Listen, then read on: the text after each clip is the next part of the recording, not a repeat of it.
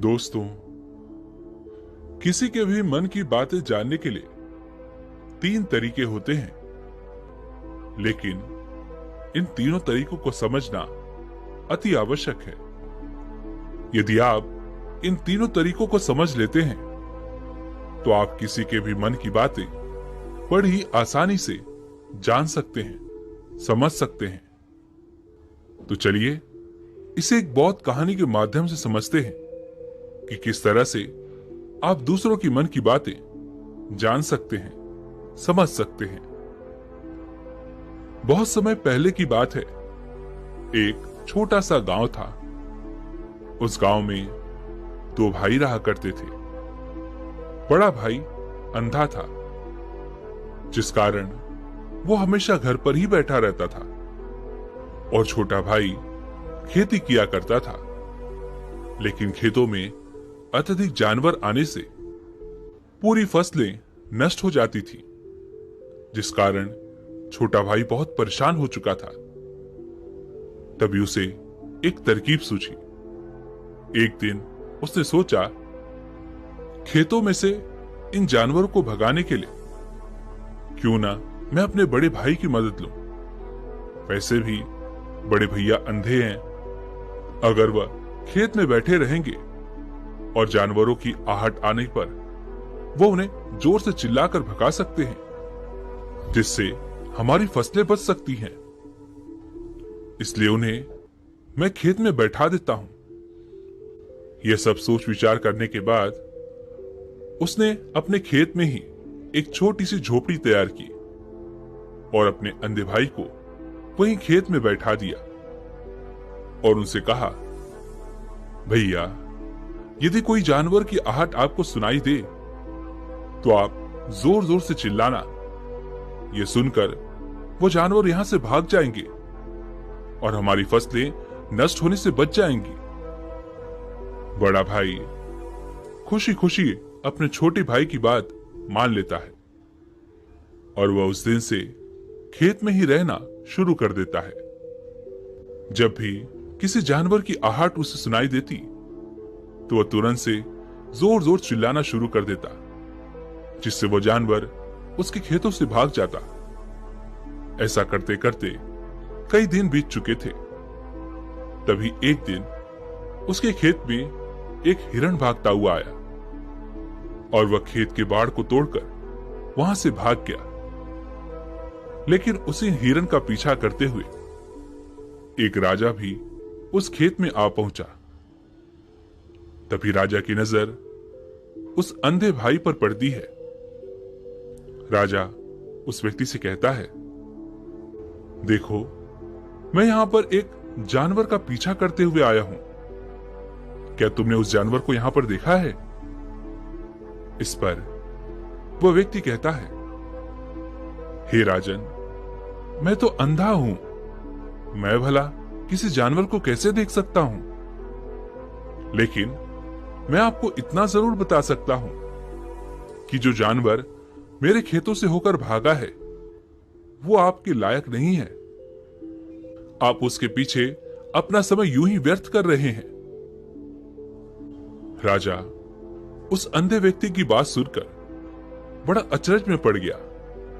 वह यह सोचने लगा कि आखिर यह तो अंधा है, फिर इसे कैसे पता कि जिस हिरण को मैं तलाश रहा हूं वो हिरण मेरे लायक है ही नहीं। ये अंधा व्यक्ति मुझे कैसे बता सकता है? तभी राजा उस अंधे व्यक्ति से कहता है, कहीं तुम मुझसे झूठ तो नहीं कह रहे? एक तरफ तुम ये कहते हो कि तुम अंधे हो और दूसरी तरफ तुम ये भी कह रहे हो कि जो जानवर यहां से भागा है वो मेरे लायक नहीं है। इस पर वह अंधा व्यक्ति कहता है, हे राजन, जिसे आप एक हिरण समझ रहे हैं, असल में वो एक हिरण नहीं है, बल्कि एक हिरनी है, और वो भी गर्भवती है। और जहां तक मुझे ज्ञान है, मैंने कभी किसी राजा को किसी गर्भवती हिरणी का शिकार करते हुए नहीं सुना है। और इसी कारण मैं आपसे ये कह रहा हूं कि वो हिरनी आपके लायक नहीं है। आप उसके पीछे अपना समय व्यर्थ ना करें। यह सुनकर राजा और भी अचरज में पड़ गया। वो यह सोचने लगा कि आखिर ये अंधा आदमी ये कैसे जान सकता है कि वो हिरनी है और गर्भवती है। राजा कुछ देर सोच विचार करने के बाद अपने सेनापति से कहता है, सेनापति जी, मुझे वो जानवर जिंदा चाहिए, क्योंकि मुझे यह पता करना है क्या वो हिरनी है और क्या वो गर्भवती है। क्योंकि यह अंधा आदमी बहुत विश्वास के साथ कह रहा है और मुझे इस बात की पुष्टि करनी है। यदि वो हिरनी हुई और गर्भवती हुई तो वो हमारे शिकार के लायक नहीं है, क्योंकि हम तो एक हिरन का पीछा कर रहे थे। इसलिए जाओ और पता करो क्या वो हिरनी है। सेनापति राजा से आज्ञा लेकर आगे की ओर बढ़ चलता है और कुछ देर बाद जब वो वापस लौटकर आता है तो वो राजा को कहता है, हे राजन, इस अंधे आदमी ने जो भी बातें कही हैं वो बिल्कुल सही हैं। वो एक हिरनी ही है और वह गर्भवती भी है। यह सुनकर राजा आश्चर्यचकित रह गया। उसे समझ नहीं आ रहा था कि आखिर ये अंधा आदमी कैसे पता कर सकता है कि वो जानवर एक हिरनी है और तो और वो गर्भवती है। भला एक अंधा आदमी ये कैसे देख सकता है, ये कैसे जान सकता है, आखिर इसे ये कैसे पता चला। ऐसे कई सारे प्रश्न अब राजा के मन में उमड़ने लगे। अब राजा ने यह ठान लिया था कि मुझे इस बात की तह तक पहुंचना ही है कि आखिर ये अंधा आदमी कैसे जानता है कि वो जानवर एक हिरनी है। यह सोचकर राजा उस अंधे आदमी के पास जाता है और उस अंधे आदमी से कहता है, देखो, मैं ये तो नहीं जानता कि तुम सचमुच अंधे हो या नहीं, लेकिन मैं तुमसे एक बात जानने आया हूं। क्या तुम मेरे प्रश्न का सही सही जवाब दोगे? इस पर वो अंधा व्यक्ति कहता है, हे राजन, आप जो कुछ पूछना चाहते हैं मुझसे पूछ सकते हैं। मैं आपको बिल्कुल सच सच जवाब दूंगा। इस पर वह राजा कहता है, देखो, एक तो तुम कहते हो कि तुम अंधे हो और दूसरी तरफ तुमने ये बता दिया कि जिस जानवर का पीछा मैं कर रहा हूं वो एक हिरनी है और तो और वो गर्भवती भी है। आखिर तुम्हें ये कैसे पता चला? तुम्हारे खेत में और भी तो जानवर आते होंगे, और भी तो जानवर यहां से गुजरते होंगे, फिर तुमने ये कैसे अंदाजा लगाया? तभी वह अंधा व्यक्ति राजा से कहता है, हे राजन, आप जिस हिरनी का पीछा कर रहे थे वह हिरनी जब मेरे खेत में आई, उसकी रफ्तार और उसके भागने की आहट से मुझे यह एहसास हो चुका था कि ये एक हिरनी है। और मेरे खेत की जो बाड़ है वो बहुत छोटी है, उसकी ऊंचाई ज्यादा नहीं है। यदि कोई हिरण होता तो वो उस बाड़ को बड़ी ही आसानी से लांघ जाता, लेकिन वह हिरनी इस बाड़ को तोड़कर भागी है। और यदि वो इस बाड़ को छलांग लगाकर पार करने का प्रयास करती तो इससे उसके बच्चे को खतरा होता। और इसी बात से मैंने ये पता लगा लिया कि वह गर्भवती है, जिस कारण वो ज्यादा ऊंची छलांग न लगाकर मेरे खेत की इस बाड़ को तोड़ते हुए भाग गई। इस पर राजा के मन में एक और प्रश्न उठा। राजा ने कहा, किंतु तुम्हें कैसे पता चला कि वह एक हिरणी ही है? और भी तो कोई जानवर यहां पर आ सकते हैं। इस पर वह अंधा व्यक्ति कहता है, हे राजन, मैं पूरा दिन सुबह शाम यहीं पर बैठा रहता हूं और मेरी सुनने की शक्ति बहुत तेज है। मैं ये भांप जाता हूं कि कौन सा जानवर मेरे खेत में आया है और उसी के आधार पर मैं जोर जोर से चिल्लाता हूं ताकि वो मेरे खेत से भाग जाए और मेरे खेत की फसलों को नष्ट ना कर पाए। राजा उस अंधे आदमी का यह जवाब सुनकर पूरी तरह से संतुष्ट हो चुका था। वह मन ही मन यह सोच रहा था कि यह आदमी भले ही अंधा हो, लेकिन यह तो बड़ा ज्ञानी मालूम पड़ता है। इस आदमी से कुछ न कुछ तो काम निकलवाना ही चाहिए। यह विचार लिए हुए राजा वहां से वापस अपने महल की ओर लौट जाता है। कुछ दिनों के बाद राजा अपने सेनापति को आदेश देता है कि जाओ और उस अंधे व्यक्ति को महल लेकर आओ। सेनापति अपनी राजा की आज्ञा का पालन करता है। वह तुरंत ही उस अंधे आदमी के पास पहुंचता है और उस अंधे आदमी को राजमहल चलने के लिए कहता है। वह अंधा व्यक्ति बड़ा चालाक था। वह यह समझ चुका था कि राजा जरूर मुझे कुछ न कुछ काम सौंपने वाले हैं और वह काम मुझे मुसीबत में डाल सकता है। लेकिन फिर भी उसने राजा की बात मान ली और वह सेनापति के साथ राजमहल पहुंच गया। राजमहल पहुंचते ही राजा उस अंधे व्यक्ति से कहता है, आप तो बड़े ज्ञानी हैं, बड़े पारखी हैं। आपको किसी भी बात का पता बड़ी ही आसानी से चल जाता है। आज मैंने आपको यहां पर इसलिए बुलाया है क्योंकि मैं आपसे ये जानना चाहता हूं कि मेरी पत्नी पतिव्रता है या नहीं। इस पर वह अंधा व्यक्ति कहता है, हे राजन, ये कैसा प्रश्न हुआ? इस पर राजा कहता है, मैंने आपसे बिल्कुल उचित प्रश्न किया है।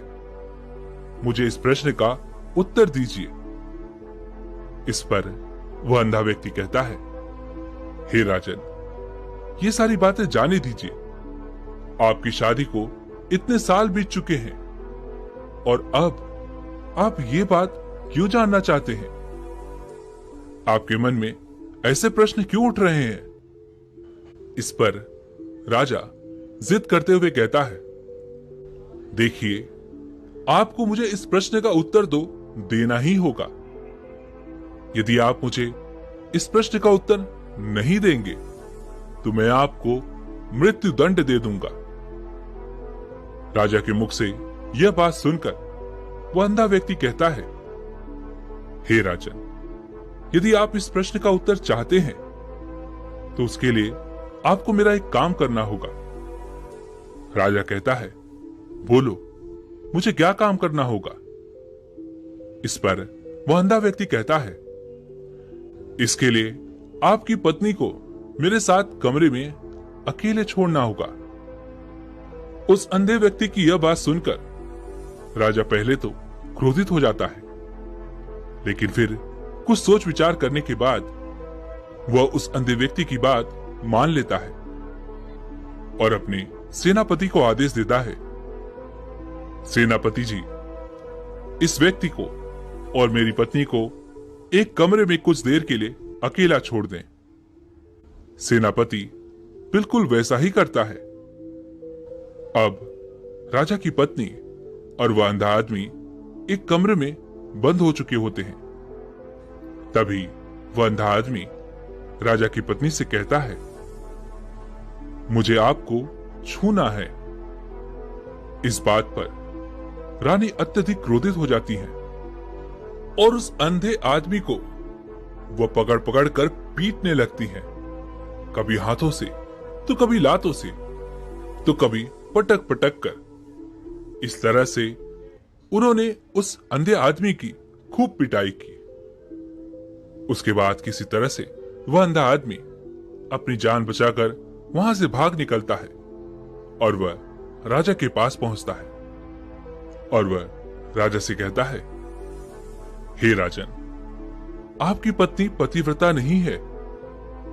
यह बात सुनकर राजा अत्यधिक क्रोधित हो उठता है और राजा अपनी तलवार म्यान में से निकालकर सीधा अपनी पत्नी की ओर जाता है और क्रोधित होकर वो अपनी रानी से कहता है, रानी जी, आज मैं जो भी सवाल आपसे करने वाला हूं उसका मुझे सच सच जवाब दीजिएगा, और यदि आपने एक शब्द भी झूठ कहा तो मैं आपका अभी के अभी सर धड़ से अलग करवा दूंगा।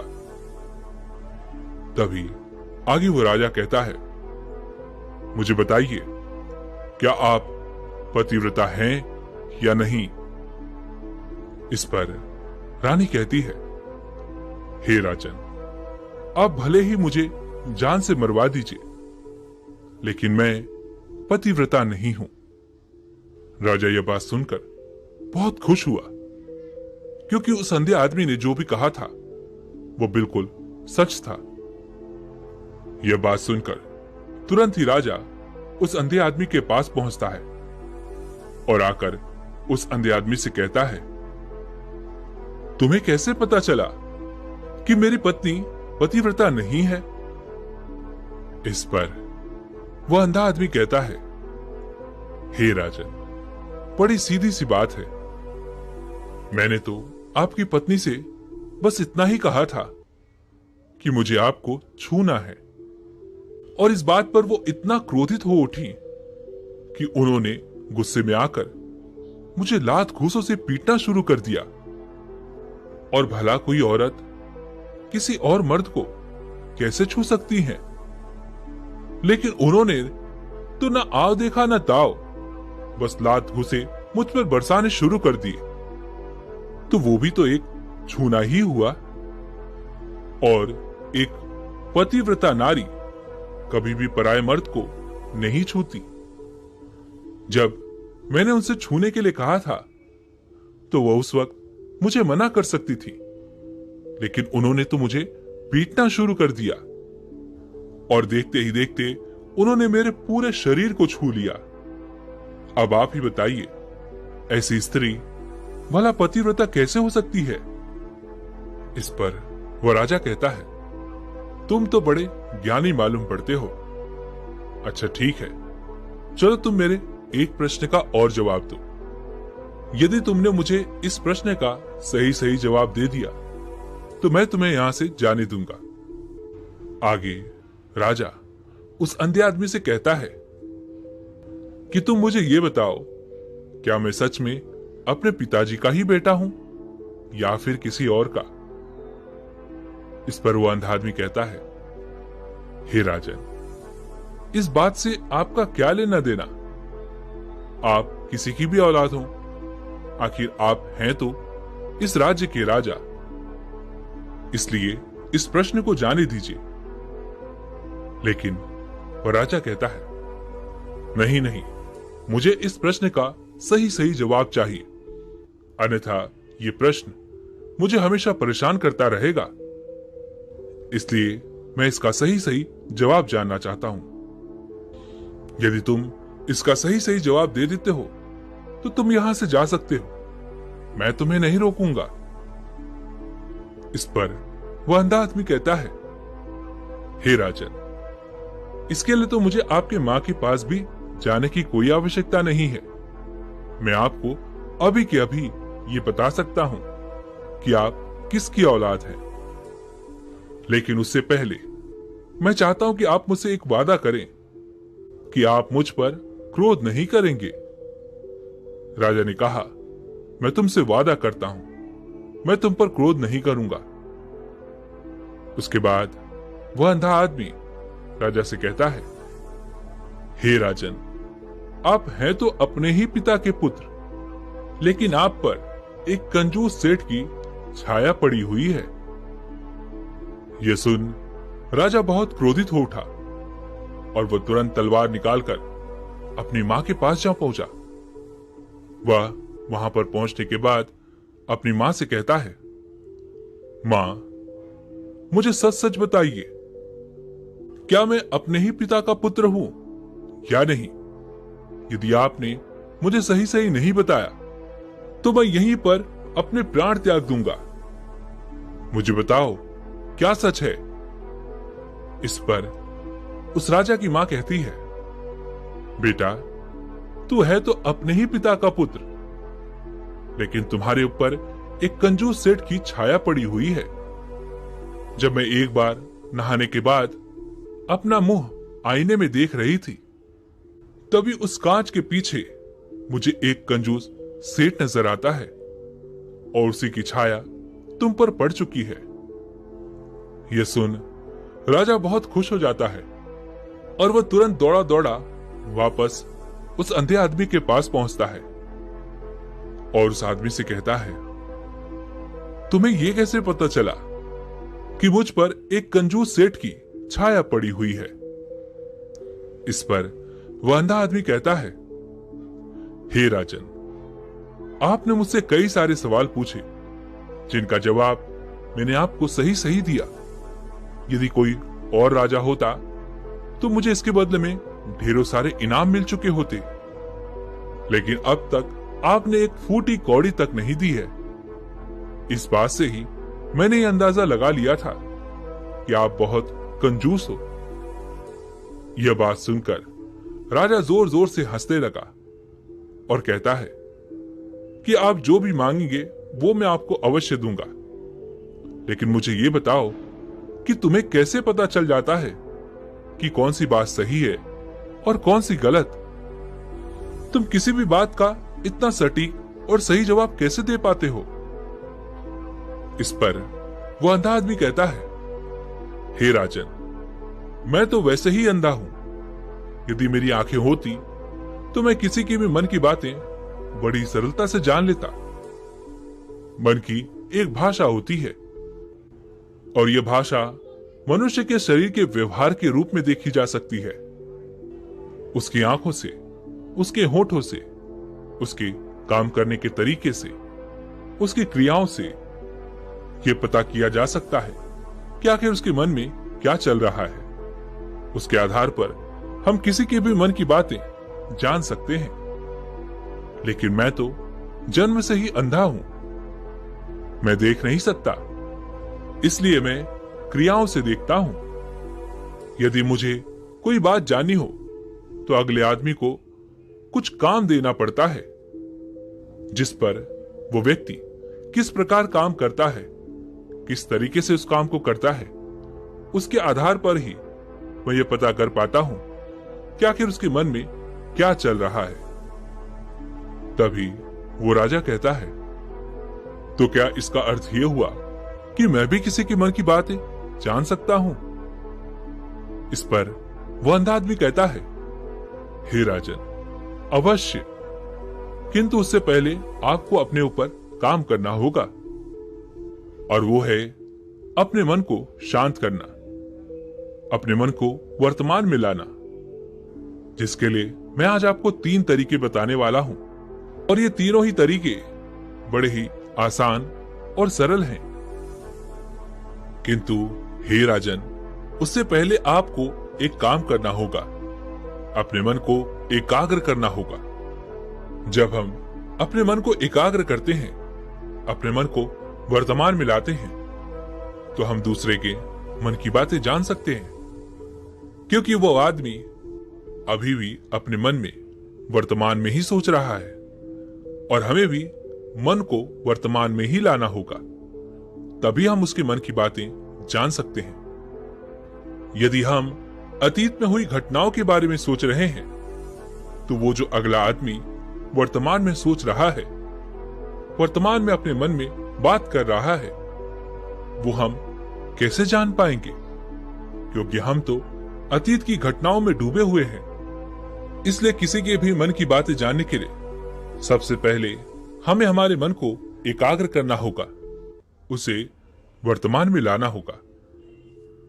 आगे वह अंधा व्यक्ति राजा से कहता है, हे राजन, जो 3 तरीके मैं आपको बताने वाला हूं, इन 3 तरीकों से आप बड़ी आसानी से किसी के भी मन की बातें जान सकते हैं।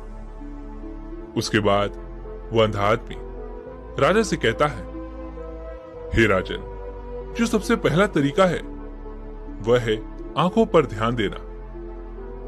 किसी व्यक्ति से बात करते वक्त उसकी आंखों में देखना, उसकी आंखों पर ध्यान देना जो सबसे ज्यादा जरूरी है, क्योंकि आंखें बोलती नहीं पर बहुत कुछ कह जाती हैं। यदि हम किसी व्यक्ति की आंखों के इशारों को समझना सीख जाएं, तो हम ये जान पाएंगे कि व्यक्ति के दिमाग में क्या चल रहा है, वह क्या सोच रहा है और अभी वो क्या करने वाला है।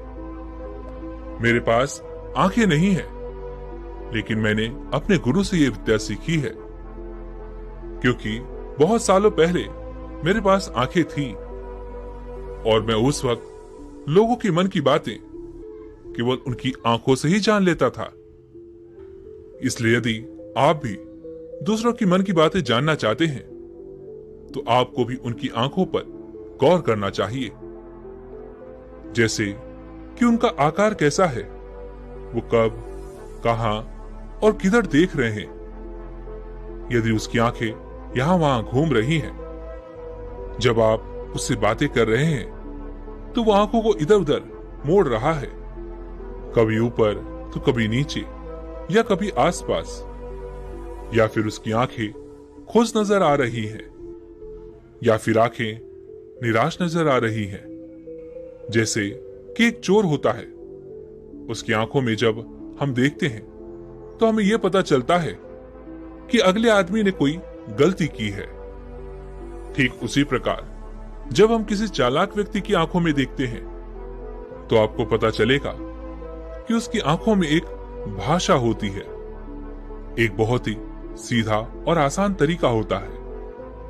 यदि आपको ये पता लगाना है कि सामने वाला व्यक्ति आपसे झूठ कह रहा है या फिर सही, तो आपको उसकी आंखों पर ध्यान देना अति आवश्यक है।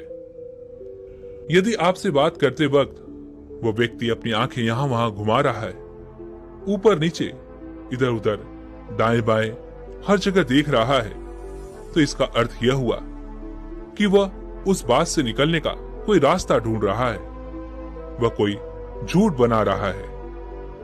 यदि सामने वाला व्यक्ति आपसे कुछ झूठ कहने का प्रयास कर रहा है, तो वो आपसे नजर नहीं मिलाएगा। वो यहां वहां देखेगा, ऊपर नीचे देखेगा, लेकिन वो आपकी आंखों में आंखें डालकर कभी नहीं देख पाएगा, क्योंकि उसे डर है कि यदि उसने आपकी आंखों में आंखें डालकर देखी, तो उसका झूठ पकड़ा जाएगा और लोगों को सच्चाई का पता चल जाएगा। और इसी प्रकार कुछ और भी भाषाएं होती हैं। जब आप किसी की आंखों में आंखें डालकर ये देखना शुरू कर देंगे कि उसके हाव भाव क्या हैं, ठीक उसी प्रकार चेहरे के भी हाव भाव होते हैं, जिससे हम मन की बातें बड़ी आसानी से समझ सकते हैं और इन्हें भी समझना बहुत जरूरी है। कभी कभी कोई व्यक्ति अपने चेहरे से, जैसे आंख, होंठ और बहुत से कुछ अलग अलग व्यवहार करता है।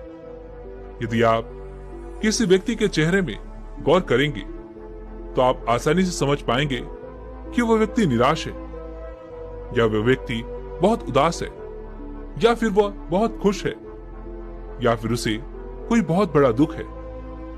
वो अपने अंदर क्या महसूस कर रहा है, ये सारी बातें हम उसके चेहरे के हाव भाव से पता कर सकते हैं।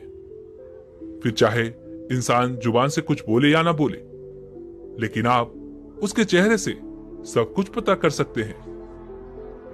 आगे वह अंधा व्यक्ति राजा से तीसरा तरीका बताते हुए कहता है, हे राजन, इसी प्रकार तीसरी भाषा भी है, अर्थात तीसरा तरीका भी है, और वह है हाथों के इशारे और शरीर का व्यवहार।